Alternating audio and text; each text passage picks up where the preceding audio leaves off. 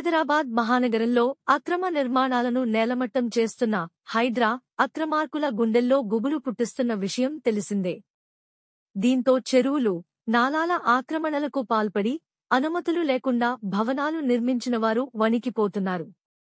ముఖ్యంగా హైటెక్ సిటీలోని రాయదుర్గం, మాదాపూర్ పరిధిలో ఉండే దుర్గం చెరువు చుట్టూ విలాసవంతమైన భవనాలు నిర్మించినవారు హడలెత్తిపోతున్నారు. దుర్గం చెరువులోని కాలనీల్లో మొత్తం 204 ఇళ్లకు జీహెచ్ఎంసీ అధికారులు నోటీసులు ఇవ్వడం ఇందుకు కారణంగా ఉంది.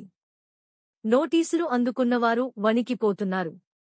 కాగా మాదాపూర్ అమర్ కోఆపరేటివ్ సొసైటీలో ఉంటున్న ముఖ్యమంత్రి సోదరుడు తిరుపతి రెడ్డి నివాసానికి కూడా నోటీసులు ఇవ్వడం గమనార్హం. అలాగే సినీ, రాజకీయ రంగాలకు చెందినవారితో పాటు కొంతమంది ఐఏఎస్లు, ఐఆర్ఎస్ అధికారులకు చెందిన ఇళ్లు కూడా ఉన్నట్టు తెలుస్తోంది. రామ్నగర్లో ఆక్రమణలను పరిశీలించిన హైడ్రా కమిషనర్.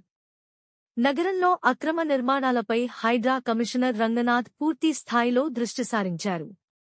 అధికారులతో రిపోర్టులు తెప్పించుకోవడంతో పాటు క్షేత్రస్థాయిలో పరిశీలనలు కూడా చేస్తున్నారు. ఈ క్రమంలో ముషీరాబాద్ నియోజకవర్గం రామ్నగర్లో ఆక్రమణలను ఆయన పరిశీలించారు. బుధవారం సాయంత్రం రంగనాథ్ పర్యటించారు. స్థానికుల నుంచి అందిన ఫిర్యాదులను పరిశీలించారు. రామ్నగర్ చౌరస్తాలోని మణమ్మ గల్లీలో నాలాపై అక్రమంగా భవనాలు నిర్మించారని, మణమ్మ వీధిలో రోడ్డు ఇరుకుగా మారిపోయిందంటూ అందిన ఫిర్యాదుల పరిశీలన కోసం ఆయన వెళ్లారు. సంబంధిత స్థలాల పత్రాలను పరిశీలించాలని అధికారులకు రంగనాథ్ ఆదేశాలు జారీ చేశారు.